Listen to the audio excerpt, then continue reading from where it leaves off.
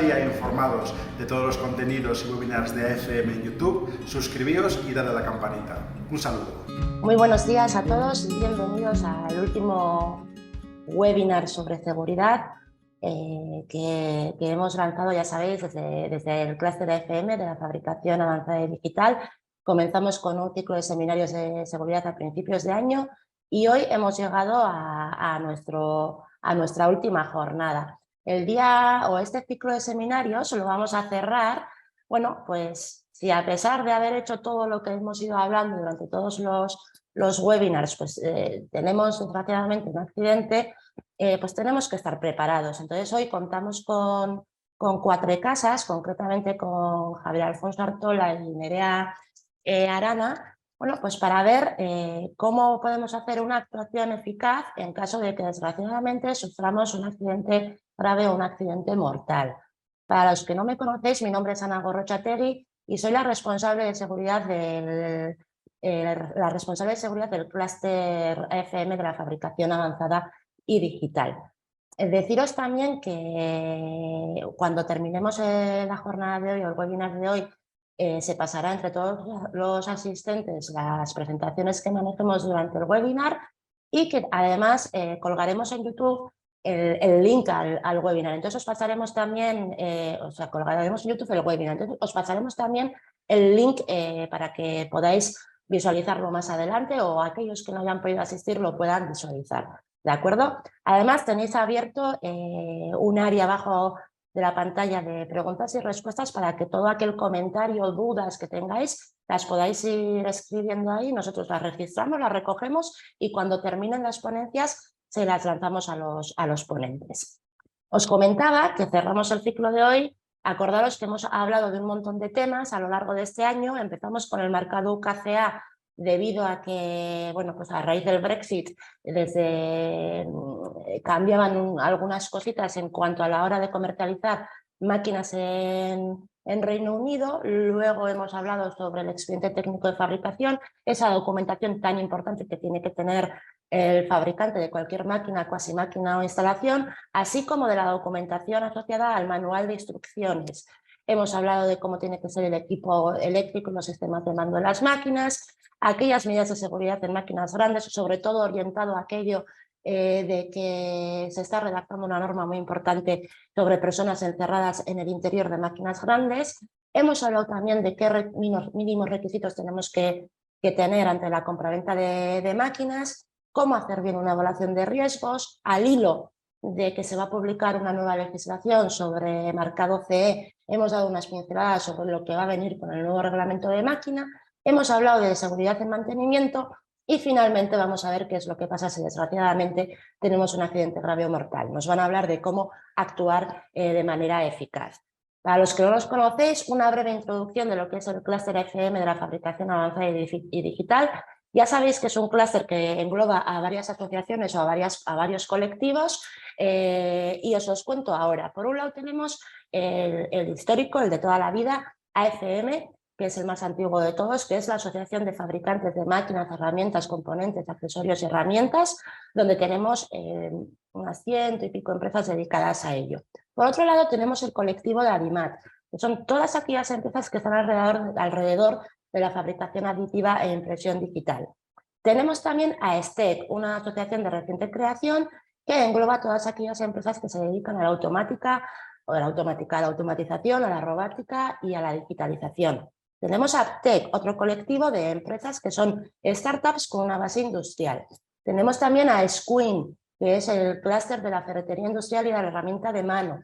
Tenemos a AFMED, son todas aquellas empresas o una asociación que engloba a todas aquellas empresas que se dedican al mecanizado, corte de formación y calderería. Y recientemente, hace muy poquito, hemos incorporado también a AIME, que es la Asociación de Importadores de Máquinas y Herramientas. Como veis, es un conglomerado de un montón de empresas dedicadas a una serie de temáticas diferentes, pero todas alrededor del ámbito del manufacturing. Entonces, contamos ya con más de 700 empresas a las que dar servicio en el área de tecnología, tanto en vigilancia tecnológica, seguridad de máquinas, normativa y legislación y promoción de proyectos de I+D+I. Ya sabéis que desde el área de seguridad os ayudamos a todos, seáis del colectivo que seáis, a diagnosticar si estáis bien o mal en seguridad. En cuanto al marcado CE, seguridad en los talleres, vamos a vuestros talleres y vemos si estáis bien en seguridad o no, si estáis de acuerdo a los mínimos requisitos de seguridad que tenéis que tener en todo el taller, y os auditamos todas las máquinas que tengáis, ya sea desde el ámbito del diseño o desde el ámbito del uso de las mismas, ¿de acuerdo? Entonces, aquí tenéis el plantel, bueno, pues un vistazo de los clientes con los que solemos trabajar o hemos venido trabajando históricamente. Y bueno, por último, ya centrando en lo que vamos a hablar hoy, yo ya me callo, esta vez van a hablar los amigos de Cuatro Casas. Entonces, ¿qué sucede? Vamos a tratar, os voy a contextualizar. ¿Qué tenemos que hacer si tenemos un accidente grave o mortal? Desde la asociación visualizábamos dos situaciones. Una situación que era que la máquina, cuasi máquina o instalación de un fabricante, aquel que ha comercializado una máquina, se ve involucrada en un accidente grave o mortal. Este tema hoy no lo vamos a tratar. Tenemos pensado tratarlo ya cara al congreso ese que os he hablado más de una vez, al congreso que tenemos de máquina herramienta hacia el mes de noviembre. Hoy nos vamos a centrar, perdón, de octubre. Hoy nos vamos a centrar en la situación 2. ¿Qué tenemos que hacer en caso de que nos suceda un accidente grave o mortal a uno de nuestros trabajadores? Este sentido es muy preocupante, es muy grave y desde luego hay algo que no podemos hacer, que es improvisar. Tenemos que tener claro qué es lo que tenemos que hacer, cómo tenemos que actuar, qué papel coge cada uno o una serie de personas de la empresa ante una situación tan delicada. Entonces, una vez introducido el tema, yo ya doy paso a los chicos de Cuatro Casas, a Javier Alfonso y a Nerea, y que os cuenten ellos, ahí va, dejar de compartir, que os cuenten ellos, Nerea, Javier, os doy el paso. Muy buenos días a todos y gracias por la presentación, Ana, y por la gente que se ha conectado. Y también muchas gracias por llamar chicos ahí de Cuatro Casas. De cara a mí se agradece mucho más por la edad que tengo. En principio, tanto Nerea como yo pertenecemos, y queremos un poco explicarnos quiénes somos, al Departamento de Accidentes de Trabajo de Cuatro Casas. Está formado por gente laboral y de prevención, como soy yo, y gente también de contencioso, penal, que es Nerea y su departamento. Somos departamentos unidos. Y esto nació hace mucho tiempo, hacia el 95, una cosa así más o menos cuando salió la ley, en el sentido de que nos dimos cuenta que clientes nuestros que antes venían con un accidente, con la típica sanción o con el recargo, empezaban a venir con una cierta citación de un juego de instrucción. Y eso nos empezó a sorprender porque, claro, no era habitual. Aquí hay mucha sensibilidad con esa cuestión, pero el problema que nos dimos cuenta es que nos personábamos en esas diligencias previas y esas diligencias previas ya estaban todo actuado. Había un informe de inspección, estaba el salán, habían pasado testigos, es decir, no podíamos casi defender el tema.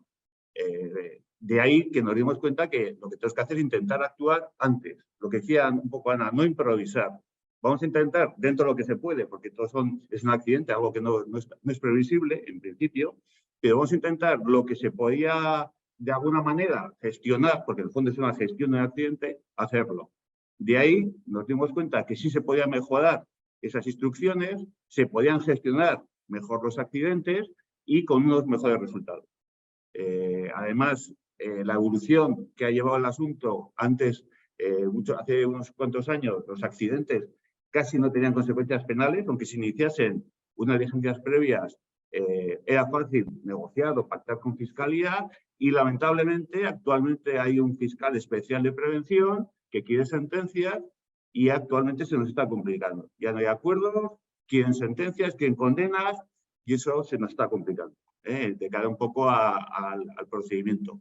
También comentaros que nosotros, esto va a ser más que una charla, nuestra idea por lo menos es un intercambio de experiencias, es decir, ni va a haber artículos, aunque somos un despacho de abogados y tal, sino experiencias, y las vuestras también son recibidas, porque cada uno tendrá algunas experiencias, y alguien que no está de acuerdo con lo que comentamos. Pero solamente nuestra idea es eso, es transmitir una experiencia con los años que llevamos en este asunto y que llevamos actualmente Nerea y yo. Y si tienes una idea, sí. Empezamos. Sí, lo primero en un segundo, bueno, al igual que asistido a la webinar de hoy y también a la asociación por darnos la oportunidad de contar cuál es nuestra experiencia en la materia. Entonces, dicho esto, bueno, como han comentado ya Ana y Javier, lo más importante, lo más importante o la idea que nos tiene que quedar claro a todos es que ante un accidente no podemos improvisar. Es un momento de tensión, de nerviosismo, entonces tenemos que tener todo planificado, el pre y el post. Es decir, al igual que todos estamos familiarizados pues, y cada vez implantamos más medidas pues, para evitar los ciberataques o otro tipo de incidencias, pues también hay que prestarle especial atención a los accidentes que se pueden producir en el trabajo y, por tanto, lo que hay que hacer y lo que nosotros sugerimos es que todas las empresas cuenten con un plan de actuación o con un protocolo de actuación. Y eso nos permite, bueno, pues, responder de la mejor manera posible y bueno, pues de manera coordinada y sin evitando, como os digo, bueno, pues que se tomen decisiones erróneas en ese momento de tensión, ¿no? Sí, yo lo suelo poner como ejemplo, todas las empresas, todos tenéis en vuestro plan de prevención un plan de emergencia, es habitual.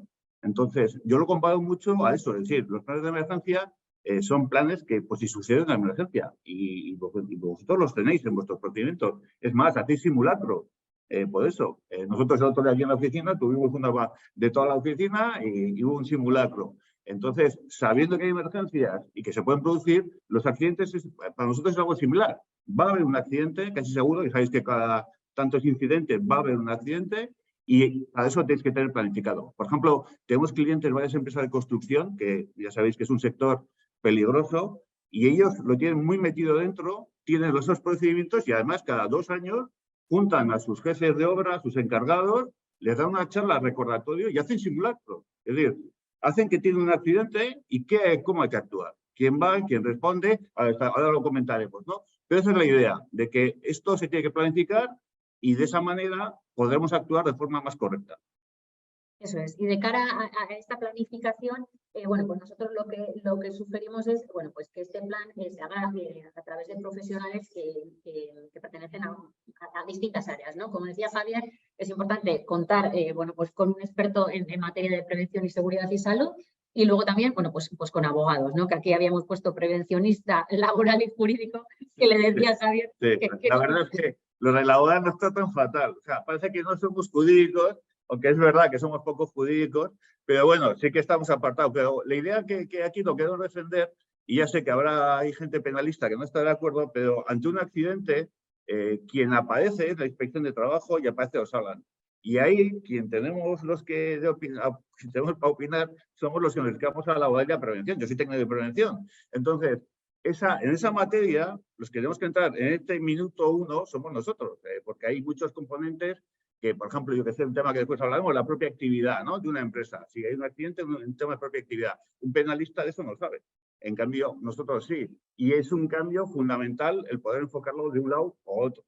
Por eso mismo, consideramos que es importante que exista un equipo que abarque las 4 componentes que puede haber, los 3, porque a nosotros nos suele pasar muy habitualmente que nos encontramos a las partes contrarias, o son sindicalistas que se dedican por lo laboral pero no controlan penal, o son penalistas que no saben laboral o prevención, y de esta manera pues creamos lo que os comentaba este equipo para de alguna manera hacerlo de forma conjunta. Los recursos, Nerea hace una parte y hago otra parte, los juntamos, unificamos y ese es el tema. Sí, y este equipo multidisciplinar además es que acompaña el proceso desde el principio hasta el final, es decir, desde la elaboración del plan hasta el último momento, que si como sucede el accidente, si con diligencias, pues ahí también pues, ya se activarían, como decía ahora Javi, bueno, pues los distintos miembros del equipo con esas dos facetas, ¿no? Esto a su vez también nos permitiría, bueno, pues una inmediatez de la respuesta, tanto ante la familia, tanto ante las administraciones que pueden dirigir requerimientos a la empresa, pues tanto Salan, la España, inspección, y bueno, pues también a la hora de recabar los documentos que ya disponíamos y aquellos también que haya que elaborar, bueno, pues de cara a la futura instrucción o de cara, como os digo, a que la administración nos lo pueda pedir. Sí, por ejemplo, a medida nos ha entrado, la semana pasada, yo creo que el accidente de la constructora, nos ha entrado una citación a julio de un encargado de una obra de construcción y ya sabéis que la licencia previa tiene un número, que es cuando lo inicia, y es 2021. Nos hemos personado, nos hemos puesto a mirar, claro, está todo vendido. Es decir, además, por cierto, se le apunta a él, al pobre encargado, el informe de Salam va contra él. Y claro, ahí no nos puede hacer nada. Y la defensa en esta, porque al final, la verdad que a nosotros lo que nos preocupa es el tema penal. No lo hemos comentado, pero sí que es verdad que al final el tema penal que nos preocupa porque afecta a las personas. La responsabilidad civil, el recargo, pues, son cuestiones económicas, la sanción administrativa, son cuestiones económicas que en principio las empresas los pueden asumir. Ya hablaremos también de los seguros y tal cuanto, pero el tema penal es el que nos preocupa. Entonces, claro, si nos encontramos como nos ha pasado con una licencia previa del 2021 o 2020, nos da igual, en el cual entramos, no podemos hacer nada, nuestra defensa se ve limitada. De ahí la importancia un poco de que no sea algo improvisado, que podamos planificar dentro de lo que se pueda. Pero sí que nos parece algo importante.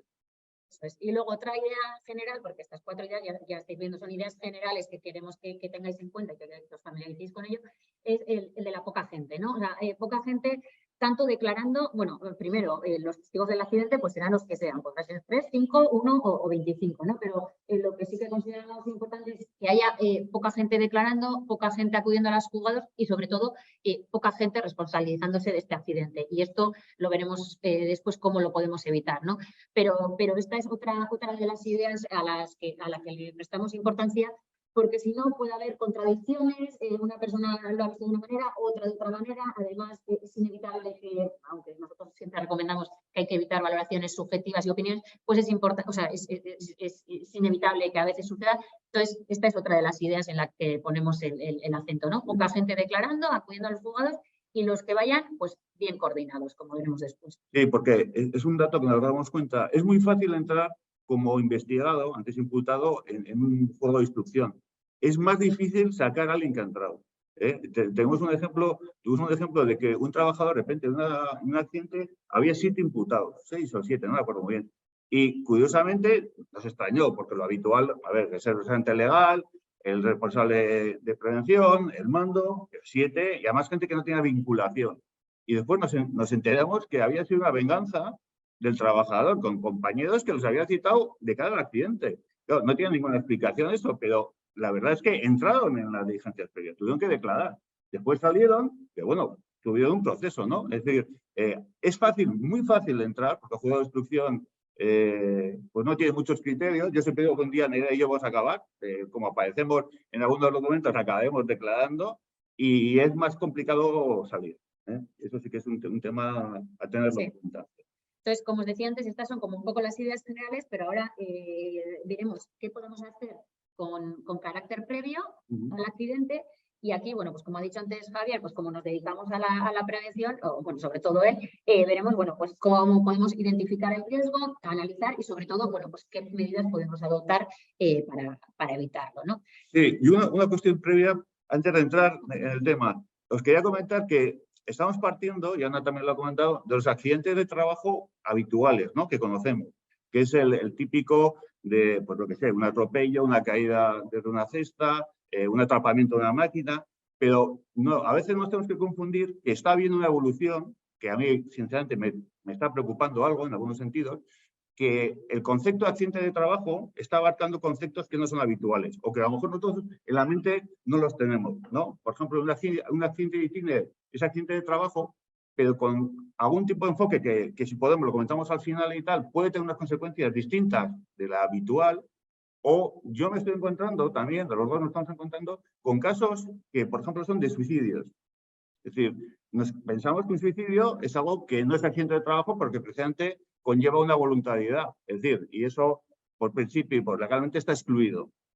Pero curiosamente hay un cambio en los jueces que consideran que puede tener un componente laboral, un accidente.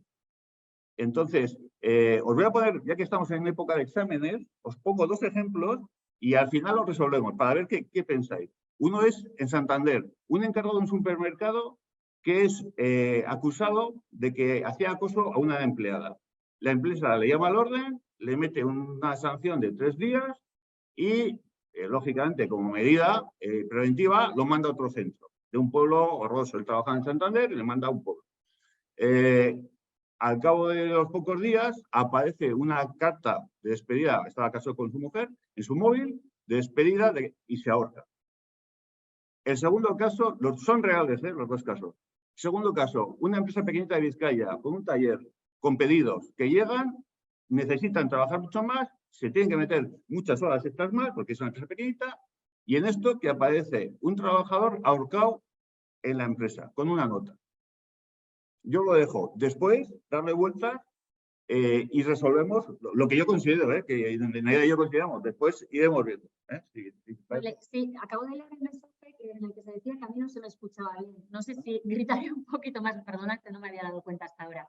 ¿Ahora se me oye bien? Estaba justo respondiendo a la consulta. Yo te estaba escuchando bien. Sí que es verdad que a veces es como que vuelve, pero yo te estoy escuchando bien. De todas maneras, si subimos un poquito el tono, igual eso no sucede Vale, en alguna... vale.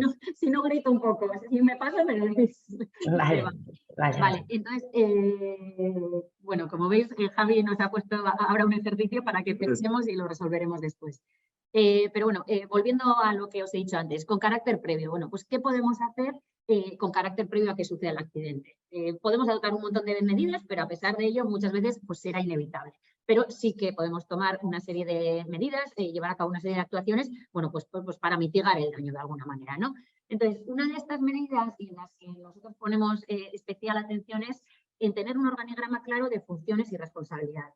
Es decir, nosotros analizamos las características de nuestro cliente, pues el número de empleados, el trabajo que hacen, las máquinas con las que cuentan y, bueno, pues las distintas direcciones y departamentos que hay en la empresa y en función de ello, bueno, pues planificamos un organigrama de funciones y en base a ello también determinamos cuáles son las funciones o las responsabilidades, ambas cosas, que adopta cada profesional, ¿no?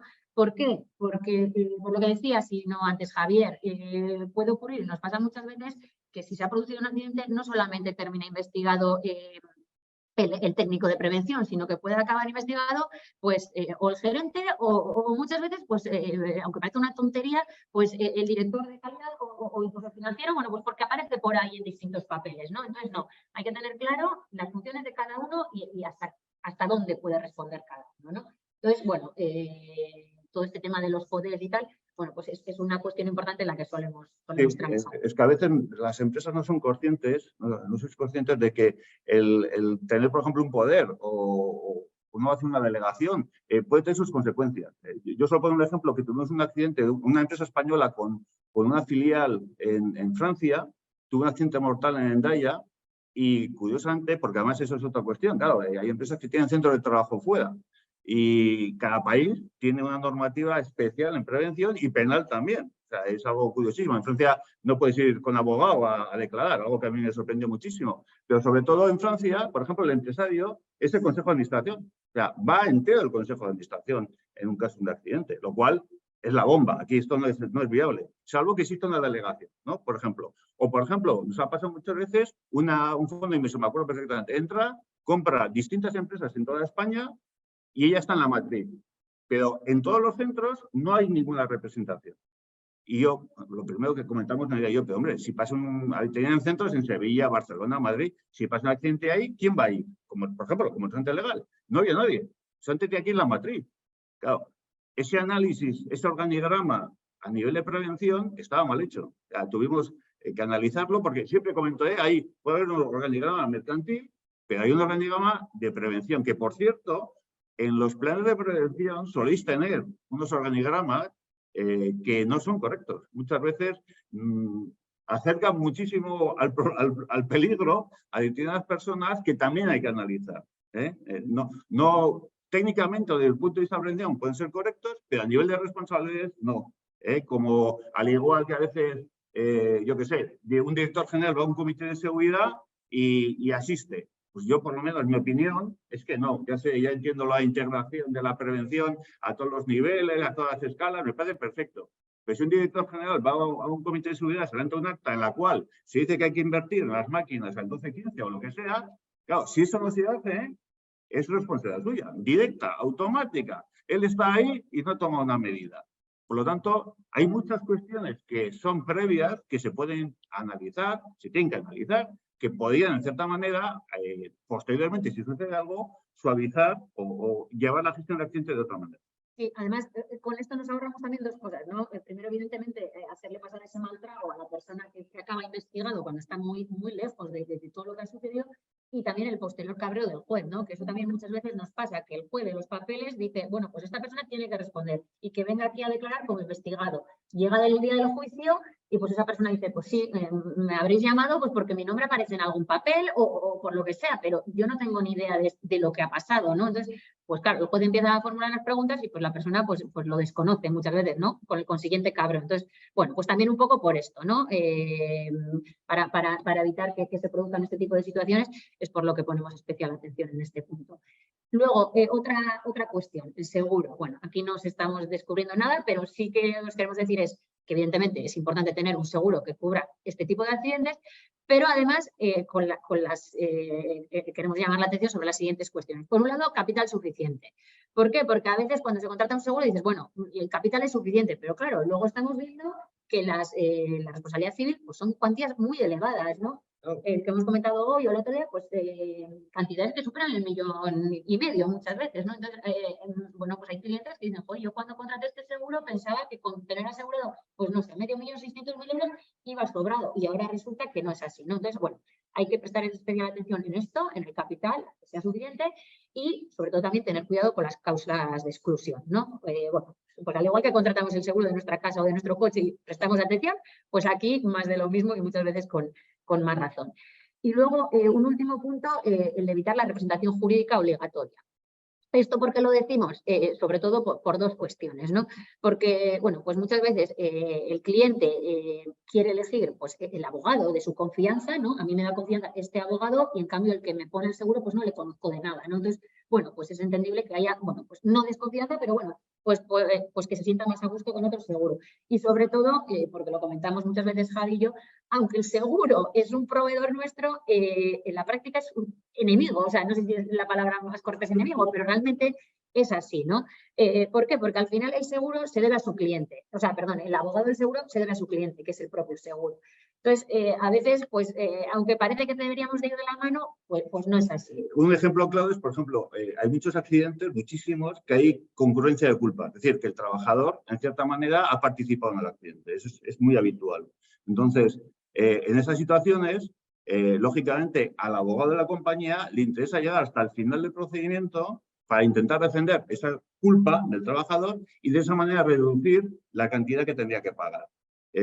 Claro, eso a su vez conlleva que no le interesa cerrar el tema como a nosotros. Nos interesa cerrar el tema cuanto antes. Nosotros lo que buscamos es que la familia o la víctima cobre su dinero, que para eso están las compañías de seguros, apartarle y cerrar el tema penal. Eso es nuestro objetivo. En cambio, el abogado de la compañía, en un caso como el que os estoy comentando, no.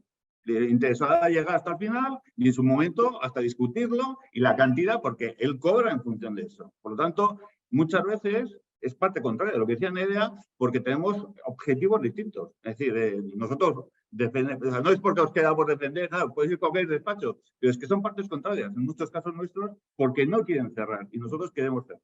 De hecho, el caso que tuvimos hace 15 días también, teníamos un juicio oral, bueno, pues el técnico de una empresa clienta estaba, bueno, íbamos a celebrar el juicio oral con una acusación que había hecho el fiscal de inhabilitación, pena de cárcel, de prisión y multa. Y bueno, pues la pena de prisión pues no le preocupaba mucho a la persona porque sabía que no iba a acabar en la cárcel y la multa pues tampoco, pero el tema de la inhabilitación sí que le preocupaba mucho. Entonces, bueno, hicimos varias gestiones con la fiscal y la fiscal lo que nos dijo es, si le abonáis una cantidad adicional a la víctima, lo tendré en cuenta como una reparación muy cualificada del daño y, por tanto, bueno, pues aplicaré una atenuante y, además, bueno, pues el tema de la inhabilitación, pues no le pediré, o sea, retiraré esa acusación. Vale, entonces el cliente estaba plenamente satisfecho con esa posible solución, pero el abogado del seguro nos decía, es que no puedo pagar. ¿Cómo le voy a decir yo a la compañía que para que a este no se le imponga la inhabilitación tenemos que soltar más tela, ¿no? Entonces, pues ahí tuvimos un conflicto que, claro, el trabajador decía, pues que lo pongo de mi bolsillo si hace falta, ¿no? Él quería salvar la inhabilitación. Entonces, bueno, pues como decía Javi, llega un momento en el que puede haber ese conflicto de intereses y por eso siempre decimos que en la medida de lo posible se evite esta representación jurídica obligatoria que a futuro, bueno, pues puede acarrear algunos problemas. Otro de los, paso ya al tercer punto, Sí. otro de los puntos en los que hay que prestar atención es todo el tema de las subcontrataciones. ¿Por qué? Porque en nuestra experiencia lo que vemos es que la mayoría de los accidentes se producen cuando concurren más de una empresa, cuando hay subcontrataciones, y también Javi me decía el otro día, y en el mes de agosto. En el mes de agosto es habitual, o sea, mis meses de agosto son fabulosos y es habitual que entra gente de mantenimiento, que viene a reparaciones, o se va la gente de la empresa, hace un poco lo que quieren, y eso son situaciones muy peligrosas. A mí lo que me preocupa, y aquí sí que es laboral, por eso te decía, el tema de la propia actividad, que tengáis muy claro, sobre todo la gente que se dedica a prevención, que es dentro de la empresa analizar qué es propia actividad y qué no es propia actividad de vuestras subcontratas. O sea, a nivel de prevención es totalmente distinto que estemos hablando de una empresa que es propia actividad y de una que no, porque ya sabéis que en la propia actividad la vigilancia es vuestra. En cambio, en una empresa que a lo mejor no es propia actividad, no existe tanta obligación. ¿Qué eso no es? Bueno, yo tengo una discusión bestial con inspección, con el gobierno vasco, sobre todo con el mantenimiento. Hay mantenimientos que yo considero que no es propia actividad y en cambio ellos sí, ¿no? Un horno que se dedica, hay que quitarle el refractario. Yo considero que no, porque son albañiles. Ellos dicen que sí, pues ahí nos estamos pegando. Pero ante la duda, como estamos hablando del tema penal, a mí me parece interesante que cuando haya duda, sobre todo a los que son propia actividad sin duda, la formación, la información y equipos de protección, todo como si fuesen trabajadores vuestros. Es decir, yo tenía una acería muy famosa que les metían sus cursos de formación a las que, porque más o menos eran clarísimos en la sesión de trabajadores, los metían a los cursos de formación. Y me parece bien, porque ante eso estás tan garantizado en cierta manera que ese trabajador le has formado. Y da igual que si lo has formado o no, luego puede haber una cesión. Pero ante un accidente, la formación está ahí. Por lo tanto, es un tema que sí que creo que tenéis que cuidar, mirarlo y con detalle y con cariño. Eso es. Luego, un poco relacionado también con el tema del organigrama, las funciones y tal, no es exactamente lo mismo, pero otra de las cuestiones o lo que solemos recomendar es que se constituya un gabinete de crisis. Como decíamos antes, al igual que hacemos simulacros para otro tipo de accidentes, pues aquí también tenemos que estar prevenidos.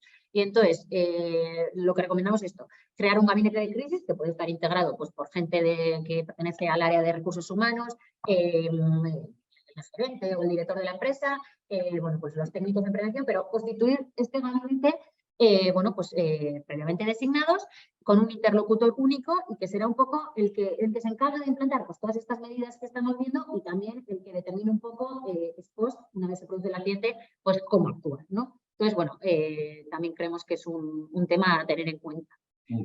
Redactar un procedimiento de actuación, que muchas veces viene relacionado con lo anterior. Ese gabinete, bueno, pues toma medidas, puede redactar un procedimiento, incluso, como si fuera el caso, nosotros podríamos asesorar y apoyar pues, en la redacción de ese procedimiento, pues para tener un poco todo claro. Lo que decíamos antes, siempre la idea que tenemos que tener claro es no improvisar. Entonces, cuanto más tengamos avanzado y cuanto más tengamos hecho, pues luego lo otro será mucho más fácil de sacar. El modelo del procedimiento de emergencia. Una emergencia, ¿qué hay que hacer? ¿Qué tiene que hacer? ¿Quién se encarga del control? ¿A quién hay que llamar? ¿Quién hay que hacer tal? Es el mismo esquema. Es casi lo mismo, pero trasladado a los accidentes. Sí, eso es. Y luego, bueno, quizás esto sea ya un defecto por profesión, pero tener registrado documentalmente todo lo que sea. Pues esto, tenemos un procedimiento, tenemos este organigrama, ante los accidentes tenemos que actuar de esta manera, tener todo eso bien documentado, porque, por lo que os digo, llegado el momento, pues el juez puede reclamar la documentación o sala, una inspección. Bueno, pues todo eso es importante tenerlo. Sí, en este tema hemos visto una evolución curiosa del tema. Es que antes los accidentes no sabías qué había pasado. Y muchos accidentes, la verdad, acaban al cabo de los años y siguen sin saber qué ha pasado. Es habitual que no sepamos cuál es la causa. Pero actualmente están todos grabados. Y te asusta, porque es verdad que todos los accidentes que tenemos actualmente hay grabación de los mismos. O sea, vas a hacer el informe de investigación y casi te remites a la grabación. ¿Para qué voy a hacer nada si está grabado? Y asusta en ese sentido, pero también viene bien. Yo tengo a uno que aparece un trabajador sin dedos, que la verdad que no nos explicábamos por qué, no sabemos cuál era el motivo, y él decía que le habían mandado a limpiar una zona, no sé qué, una historia rarísima en Vizcaya, y de repente pedimos la grabación, porque había sucedido fuera de las instalaciones. Vemos la grabación y se le ve con un compañero, que por cierto, delegado de prevención, cómo se acercan a un ventilador inmenso se agachan, coge una piedra y la dispara al ventilador. Con cuanta mala suerte, que sale lógicamente despedida y le corta los 3 dedos. Pero se ve perfectamente. Sí, una gamberrola, Una gamberrola. pero que él intenta, ¿no? Y actualmente metió una denuncia, estamos en el juzgado de instrucción, no voy a decir dónde, pero el juzgado de instrucción han recurrido, hay un auto del juez que afortunadamente al ver la grabación se ha dado cuenta de lo que estamos hablando, porque había una denuncia suya, pedía responsabilidad penal del encargado, del representante legal y creo que del técnico. El juez ha archivado por la grabación que ha hecho. Iba con un cubo a limpiar y Sí, le ve que no va Iba a fumar y con un café, o sea, se veía claramente. la piedra de la mano. O sea, Exactamente. un auténtico despropósito, pero bueno, pues lo mismo que aquí hablamos de prueba documental, pues ahí tuvimos, gracias a Dios, por esa prueba. Ha recurrido, ¿eh? Por eso ha recurrido el auto de archivo con esas grabaciones. Es así. Sí, o sea, como veis, vemos casos. Sí, por cierto, con respecto a la documentación, un tema curioso también de las obras de construcción que nos ha venido es que es habitual en algunas empresas subcontratadas falsifican la documentación. Son muy famosos los pakistaníes. Para eso son maestros. Es decir, os mandan documentación de, yo qué sé, que están al corriente de la seguridad social, que los actos, la formación, y todo es falsificado. No sirve para nada, porque si pasa algo, la obligación de la empresa es controlarlo. Las empresas de construcción me constan que ya tienen unas máquinas que analizan esa documentación y pueden detectar si es falsa, pero sí que es verdad que es un tema que preocupa porque ante un accidente de un trabajador, imaginaos que no ha estado de alta o que no se ha cotizado por él, todas las prestaciones, todas, una gran invalidez, pensión de viudedad, tal cuanto, van a ir a la empresa principal, porque si es principal le va a tocar a ella. Ellos son insolventes, andan por toda España y son difíciles de detectar. Ojo con las subcontratas, que en ese sentido, cuando ves a veces una documentación, nos suele pasar en la instrucción de, ¿qué pinta tiene esto? Pero bueno, a veces cuela, pero a veces puede que no cuele. Y sobre todo porque cada vez más los jueces son tendentes a decir, oye, también tú, empresa principal, tenías que haber obrado con la mayor diligencia. Entonces, este documento se ve a la legua, hay algunos que son auténticos profesionales y no se ven. O sea, de hecho, si no fuera gracias a estos sistemas informáticos que lo detectan, o sea, sería imposible, ¿no? Pero en otras ocasiones se ve que está falsificado, ¿no? Entonces, por eso los jueces también dicen, oye, ¿habéis prestado la debida diligencia? ¿Vosotros tenéis manera de saber si ese documento estaba o no falsificado? Entonces, nos queremos asustar con esto, pero... Sí, pero bueno, es algo que nos ha llegado. La verdad que nos ha llegado a nivel de salarios, porque sí que es verdad, y te hacen un roto, ¿eh? Es decir, 4 meses de un grupo de trabajadores a 8 horas y tal, con recargos, es mucho dinero. Pero si esto lo llevas a un accidente, yo no quiero ni imaginarme el tema. Es decir, yo sí que había visto temas de gente que da de alta en un momento, que no sé qué, con bases más bajas, pero claro, sin base, sin nada, gente que es ilegal, en el fondo es un fraude, pues es preocupante, serio ese tema. Vale, entonces, bueno, hemos terminado con la fase previa al accidente y puede que llevemos a cabo todo esto que hemos dicho, que adoptemos todas las medidas que hay por haber, pero que aún así se produzca el accidente, ¿no? Entonces, bueno, pues aquí un poco también las cuestiones que vamos a apuntar pues son lógicas, ¿no? Pero nuevamente, bueno, pues no está de más recordarlas.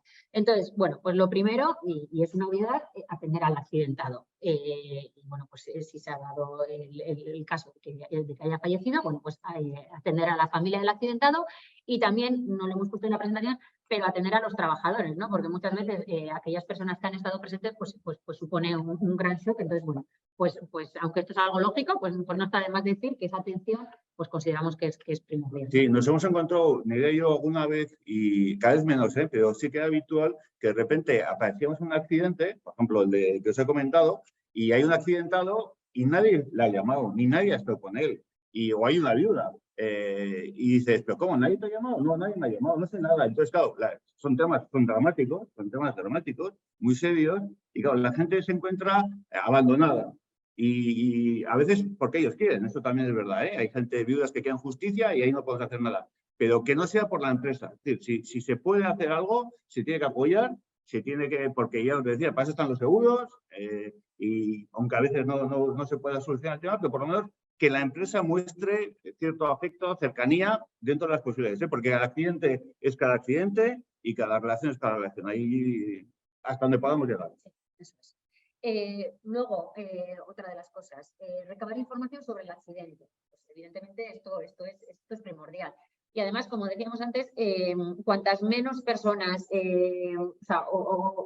cuantas menos personas estén dando su visión sobre lo que ha ocurrido, mejor. Además, lo que nosotros sugerimos es que las entrevistas se hagan de manera individual. Es decir, ese gabinete de crisis que tendremos constituido para cuando se produce el accidente, bueno, pues decidirá cómo hacerlo, ¿no? Pero lo lógico suele ser pues, reunirse en una sala de manera individual, recabar la versión de los testigos y, bueno, pues en base a todo ello, bueno, pues hacer una composición de cómo ha sucedido el accidente, ¿no? ¿Y esto por qué es importante? Bueno, pues porque inevitablemente luego vamos a tener la visita, pues puede ser de la Ertzaintza, de inspección, de Osalan, bueno, pues de distintos agentes, ¿no? Entonces, bueno, pues para ese momento deberíamos de tener ya la información recabada.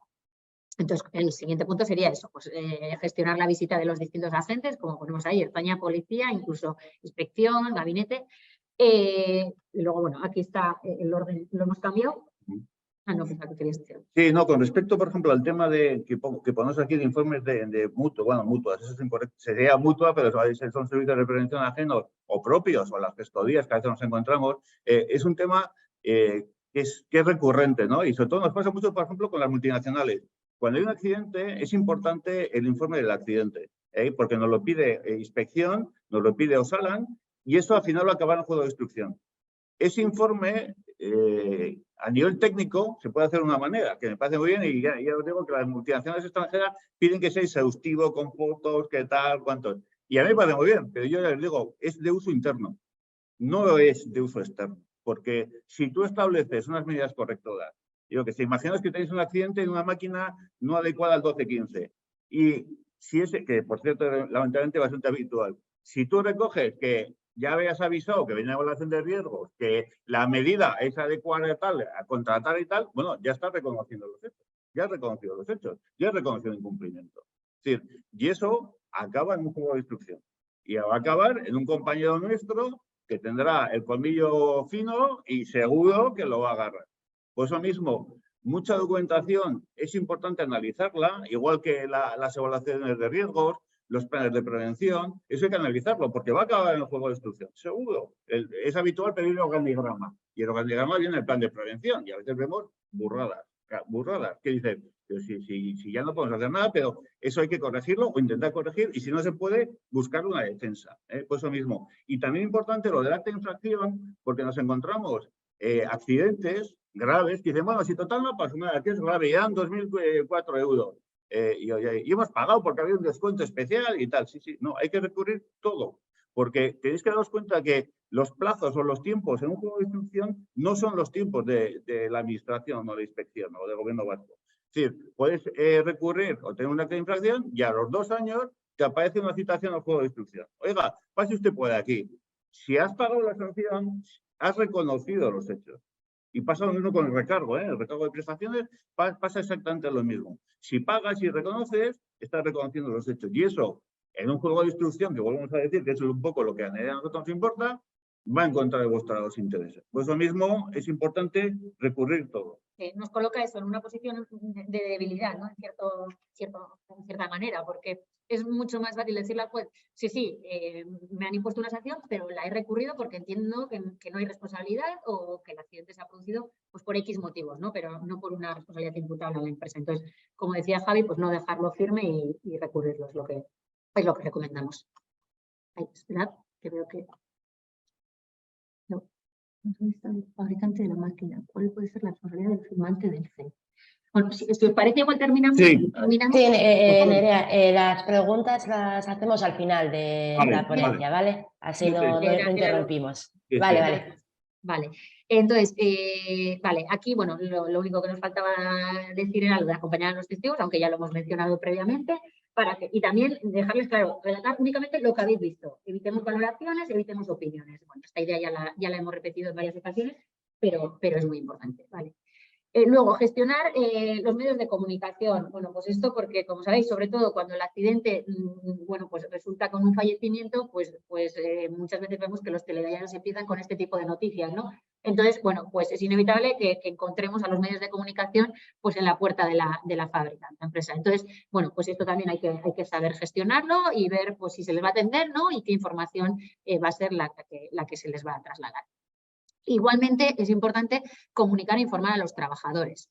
esta será una decisión que tomará el gabinete de crisis, que decidirá, bueno, pues a quién se debe informar y de qué manera, ¿no? Pero es también importante. En algún caso que hemos tenido y nos ha parecido interesante, la empresa ha ofrecido el apoyo psicológico a los trabajadores, no solamente a la familia en esa situación, que también se tiene que ofrecer, pero a los propios trabajadores, porque es normal, son momentos de shock, de trauma, y la empresa ha ofrecido, y además con buen resultado, la gente lo agradeció y cogió, varios de ellos trabajadores cogieron la medida y les vino bien. A mí me parece una buena idea por parte de la gerente en este caso y se aplicó.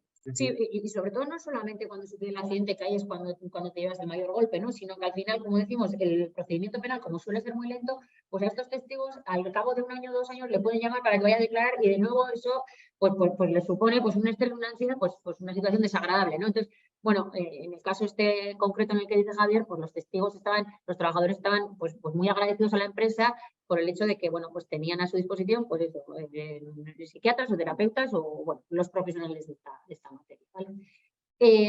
Luego, recabar y archivar documentación en relación con el accidente. Bueno, esta también es la idea que hemos dicho antes. ¿Por qué? Porque es importante recabar todo lo que tenemos antes y, bueno, pues toda la documentación que se genera a posteriori, ¿no? Pues bien sean versiones o la grabación que hemos hecho antes. Nos ha pasado una empresa un accidente que, por cierto, de empresas de transporte, que también me gustaría comentar, que no lo he comentado con las subcontratas, que ojo con las empresas de transporte, que son subcontratas, no nos confundamos, de cara a coordinación y otras cuestiones, porque Nerea y yo tenemos un par de accidentes de empresa de transporte que llega, dirige la desestiva y al final tenemos un accidente. Y la responsabilidad os puede caer a vosotros, y sin duda, sobre todo porque no vais a tener coordinación. Por lo tanto, es importante que tengáis coordinación con todas las empresas, pero también las de transporte, porque es una más. Pero en el caso que tenemos, curiosamente, hubo un accidente con una empresa de transporte y al cabo de los días se dieron cuenta que había una cámara detrás que estaba grabando todo. Y no era suya, era una empresa, un alquiler y había grabado todo el accidente. Pero además parecía de película, porque como se había puesto el camión, se veía perfectamente el accidente. Y se acaba de archivar el tema también gracias a esa cámara. Por eso mismo que a veces las grabaciones no somos conscientes de que están, pero facilitan, en la mayoría de los casos, la verdad que están facilitando que se archiven los temas porque se ve cómo ha sucedido el accidente. Y luego ya lo último, la defensa jurídica conjunta de todos los implicados, ¿no? Aquí la idea principalmente es para que, bueno, pues todos los que estén investigados o salpicados de alguna manera por este accidente, bueno, pues tengan una defensa conjunta y coordinada, ¿no? Porque al final puede pasar que uno diga, no, es que yo tengo un amigo que es abogado, yo tengo un familiar que es abogado, yo prefiero que me asista esta persona, pero nosotros lo que decimos es que la empresa y los trabajadores es mejor que vayan en par, ¿no? Porque así pues no se incurren contradicciones y, como digo, pues la defensa es conjunta, ¿no? Y luego, bueno, aquí tenía apuntado el tema del apoyo que decías tú, de dar ese apoyo a los trabajadores, como decía Javi, puede ser a través de distintos profesionales, pero también ese apoyo jurídico, ¿no? Que nosotros lo que vemos es que muchas veces el trabajador que está investigado nos dice, oye, esta llamada os hago solo a vosotros, mi defensa la va a pagar la empresa, tengo el apoyo de la empresa, puedo contar con vosotros, que no sois abogados particulares míos, sino de la empresa. Y sí, en la mayoría de los casos eso suele ser así, ¿no? La empresa da ese soporte al trabajador o a las personas que estén investigadas y, bueno, pues eso también, en realidad le da ese confort y esa seguridad que necesita el investigado, que además de, bueno, pues no es de plato de buen gusto para nadie estar investigando un procedimiento penal, pues por lo menos ver que por parte de la empresa se recibe ese apoyo, pues te agradece. Estamos llegando hasta los delegados de prevención. Es decir, los delegados de prevención, y además con buen criterio yo creo, no se fían de sus abogados del sindicato, porque lógicamente no están especializados y por lo tanto presiden ir con nosotros, lo cual es mucho mejor, porque imaginaos un delegado de prevención suelto en el juzgado de instrucción, con todos los datos que tiene, con todos los conocimientos, pues es peligroso, ¿no? Y en principio nosotros ya hemos definido, actualmente tenemos a uno, un delegado de prevención que también le llamamos y estamos encantados de que venga con nosotros, precisamente para que hagamos la defensa conjunta que decía Nerea. Pues yo creo que podemos resolver los dos problemas, ¿no? Nuestra parte está en la exposición, entonces... Y ahora lo soluciono rápido. No, estoy con la solución del suicidio, que es algo curioso, ¿eh? En el caso primero, el del encargado del supermercado, se entendió que es accidente de trabajo.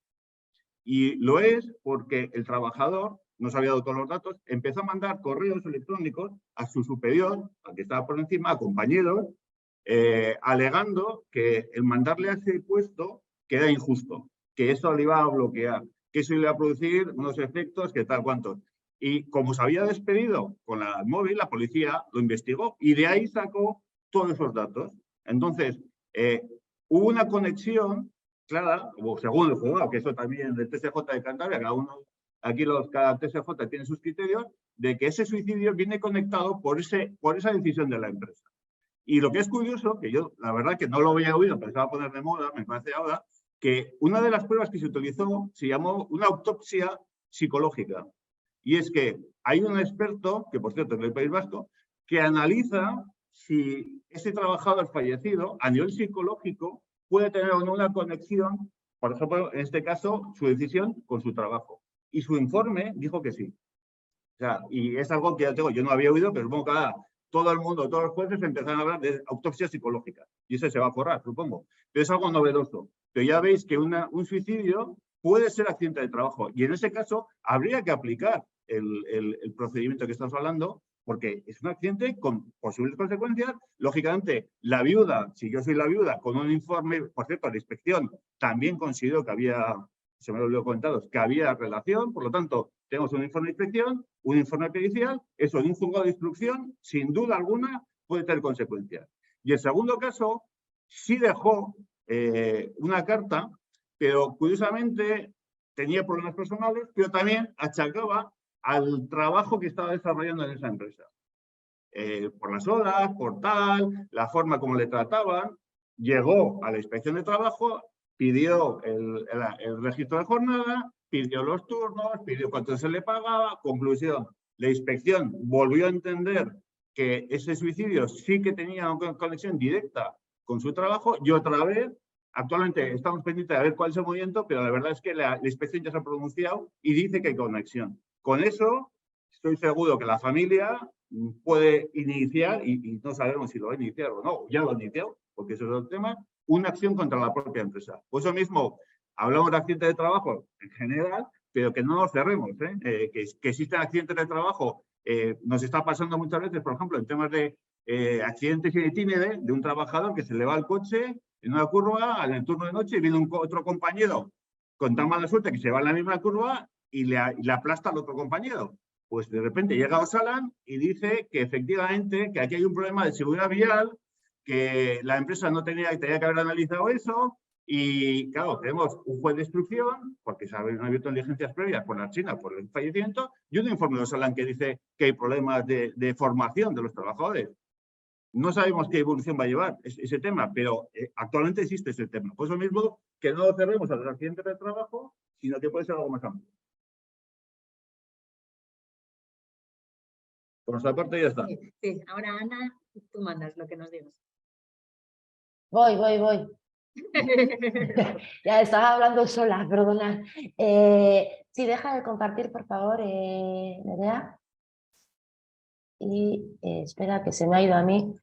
Antes de pasar a las preguntas, me gustaría comentaros un par de cosas. Voy a compartir pantalla y ahora os lanzo las preguntas que se han ido registrando.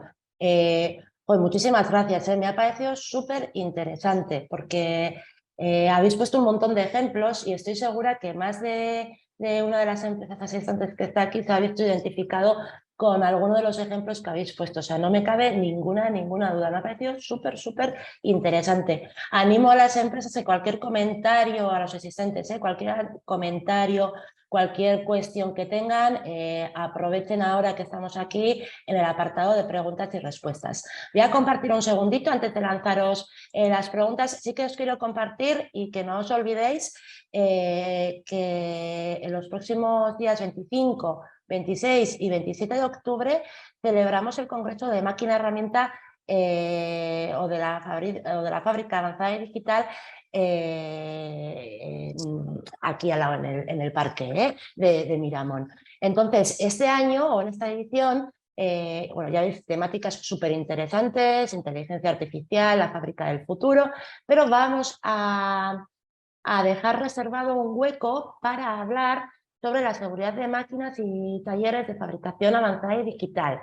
Ya tenemos más o menos conformado un programa que va a estar súper interesante sobre varias temáticas, ¿no? Alrededor de la seguridad. Por un lado, el nuevo marco legislativo que nos viene con el nuevo reglamento, etcétera, etcétera, donde contaremos con varios actores alrededor de este nuevo marcado CE.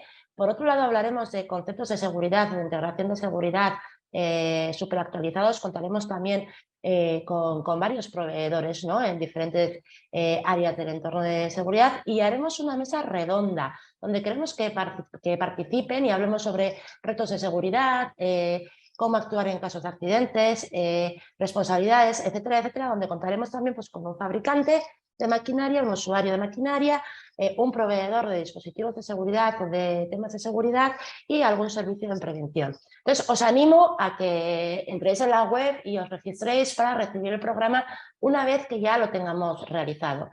Bueno, ya nos conocéis al equipo de seguridad de FM, yo misma y mi compañera Regui, tenéis aquí, Yona Regui, perdón, tenéis aquí nuestros contactos para preguntarnos o ampliar información sobre este o cualquier otro tema de los que hemos ido tratando en este extenso ciclo de webinars. Y ahora sí, dejo de compartir, os lanzo las preguntas que se han ido registrando, ¿vale?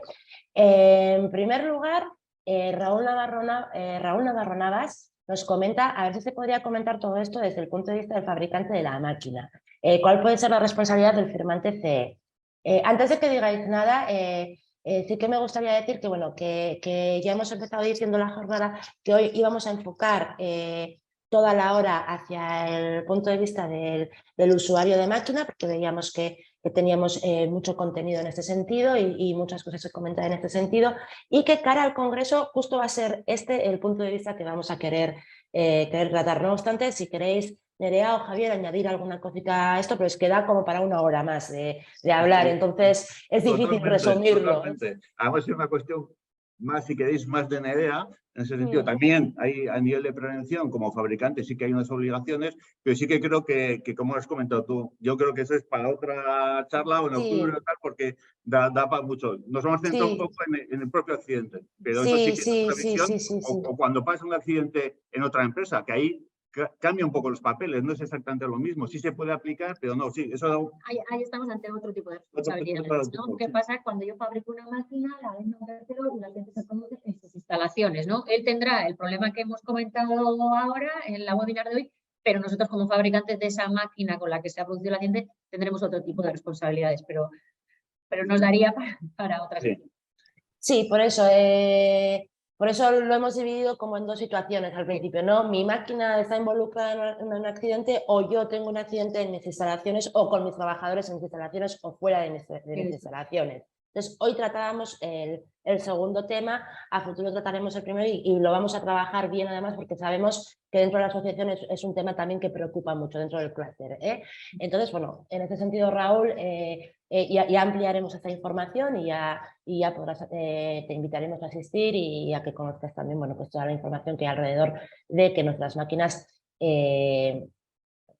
puedan verse involucradas en un accidente. Pero bueno, esto ya os lo he contado yo un montón de veces, las 5 cosas que dice la directiva que tenemos que hacer y sobre todo, pues bueno, tener muy bien cerrado todo el tema documental, el diseño de la curva normativa es súper importante. Os lanzo otra pregunta que nos viene de un asistente anónimo. Nos dice, ¿las grabaciones con vídeo dentro o fuera de la fábrica son permitidas y pueden ser utilizadas como pruebas de malas prácticas? ¿Me lo podéis confirmar? ¿Hay que pedir permiso para hacerlo? ¿Qué trámites hay que realizar? Bueno, pues para instalarlas. Sí. Aquí tenemos que diferenciar el ámbito laboral y el ámbito penal. Desde el punto de vista laboral, efectivamente, es discutible el uso o no. Es un tema que se está discutiendo habitualmente por los juzgados con cambio de criterios, que hace poco ha habido un cambio de criterio que parece que sí pueden utilizar, pero a nivel, imaginador, de disciplinario, ¿no? El utilizar, reponer cámaras, siempre avisando que están esas cámaras, que están enfocando hacia la producción, que están buscando, pues, precisamente, a lo mejor un tema de métodos, de horarios y tal, y esas sí que se tienen que avisar. Tiene que haber un aviso, el trabajador tiene que ser consciente que existen, y a nivel laboral, la última jurisprudencia parece que sí se está permitiendo, aunque ya te digo que te puedes encontrar en el juego de todo. Nosotros hace poco nos ha pasado que no nos lo habían admitido. No nos admitieron, que entendían que no, porque no se había avisado correctamente. Y con las que están fuera, lógicamente, son de vigilancia de seguridad y esas ya tienen su aviso, su conexión y esas ya tienen su función. Lo que ocurre que es que a nivel penal, claro, entramos en un ámbito totalmente distinto. Ahí entra la Ertzaintza lo primero que, si ve una cámara, va a pedir la grabación, la va a incautar, la incauta, se lleva la grabación y se la guarda a la custodia y se la envía al juego de instrucción. Es que además no puedes ni impedirlo. O sea, es una prueba. Entonces ya estamos hablando del ámbito de instrucción, del ámbito penal, donde la Ertzaintza o el juez tienen plena competencia y esas cámaras, que bien sea para seguridad, para la hora de lo que da, se van a utilizar. Y sí que tienen el juez de instrucción le va a dar validez, porque en el fondo el juez de instrucción lo que está analizando la jueza es los hechos, quiere verificar qué ha pasado, qué está investigando. Y eso es una prueba clarísima. Por lo tanto, sí que consideramos, como nosotros en nuestros casos, han funcionado siempre. ¿Quieres aportar algo? No, básicamente corroborar lo que has dicho. Muy bien, muchísimas gracias. Os lanzo otra de Yarone Goenaga. Nos pregunta si ante un accidente grave o mortal, ¿quién es el responsable dentro de la empresa? Si es el coordinador de prevención, equipo de prevención, director planta, el responsable de esa persona, el director gerente. Bueno, ya habéis comentado un poquito antes, Esto pero... es muy casuístico, ¿no? Sí. O sea, al final cada accidente es un mundo y pues el responsable depende del accidente. Hay tres figuras que nosotros más o menos vemos repetitivas en todos los temas y es quien tiene que tener en cierta manera más peligro, que suelen ser el representante legal de la empresa, el encargado, que está por encima del trabajador, y después el técnico de prevención, que puede ser un coordinador de seguridad. Sí, es decir, en muchas empresas nos encontramos un enlace que nosotros además, hace poco, el caso que contaba Nerea, no era o sea, le llamaban coordinador de seguridad y nosotros defendíamos que era el enlace entre el servicio de prevención ajeno y la empresa. O sea, no es un coordinador, si queréis, a nivel de construcción. Es decir, que ahí sí que tiene una función distinta. Se les llama coordinadores, pero para mi punto de vista son enlaces. Claro, tú decir un juego de instrucción que es un coordinador, pues vas seguro. Entonces, el juez será el que decida quién va a ir, o las partes, y cada uno va a responder de lo suyo. Eso también es muy claro. O sea, por ejemplo, el representante legal va a hablar de los medios materiales humanos que ha puesto o no ha puesto. El coordinador tendrá una responsabilidad. Cada uno es distinto. En algunos va el gerente o el director general y en otros no. Lo que sí es importante es, por ejemplo, que por un accidente nadie va a la cárcel, pero por dos sí. Entonces sí que es importante en el tema que hablábamos de poder, de organigramas, cuidar mucho los accidentes. Por ejemplo, una empresa, y es triste y sucede a veces, sufre un accidente, sufrió en un año 3 accidentes. Claro, el gerente de esa empresa no puede ir a 3 veces al juzgado de instrucción. Tuvimos que buscar opciones con cierta imaginación que tenemos en ello, pues para intentar sustituir esta situación. Lo mismo le puede pasar al director de fábrica o al técnico de prevención, que a lo mejor hay que moverlo y ponerlo en otro sitio, porque 2 accidentes no puede soportarlo. En construcción es muy habitual que al jefe de obra le suele caer la responsabilidad y el jefe de obra, ese jefe de obra ya no sigue en la obra, lo colocamos pues en otro sitio menos peligroso. Porque sí que un accidente vale, pero 2 tenemos problemas serios. Muy bien, muchísimas gracias. Os lanzo un par de preguntitas más y ya cerramos, ¿de acuerdo? Nos dicen, hemos hablado de nuestros trabajadores y subcontratas. ¿Qué pasa con personas en prácticas en caso de un accidente? ¿Qué responsabilidad u obligaciones puede tener ahí la empresa? Para mí, clarísimo. Bueno, estoy hablando yo de aquí, me estoy metiendo porque es laboral, me meto por el tema de laboral y todo eso. Para mí, prácticamente es tu propio trabajador. Es decir, estamos en el caso que te he dicho, yo le meto en formación, le meto en todo. Es más, hemos tenido accidentes de gente triste, además, un tenido gente joven que ha tenido accidente. Claro, va con un mando que le está explicando las cosas. Y ese mando, lógicamente, tiene que vigilar qué hace ese chico, que le está explicando su trabajo. Y nos estamos encontrando con pocas formaciones, se les hace el típico plan de acogimiento, que es básico, es muy sencillo, pero no tiene la formación de su trabajo el que va a desarrollar, ¿no? Entonces, curiosamente, además, ellos suelen tener muy buena voluntad, quieren demostrar que, oye, mira, yo me muevo tal cuantos, pero cometen errores. No hay, se vigila, no sé cuántos, y es un tema muy serio. Yo los considero claramente propio trabajador como si fuese tuyo. Bueno, y son, en el fondo, para mi punto de vista, son. Vale. Muy bien, gracias. Y os lanzo una última, más que nada porque ya se nos está yendo el tiempo.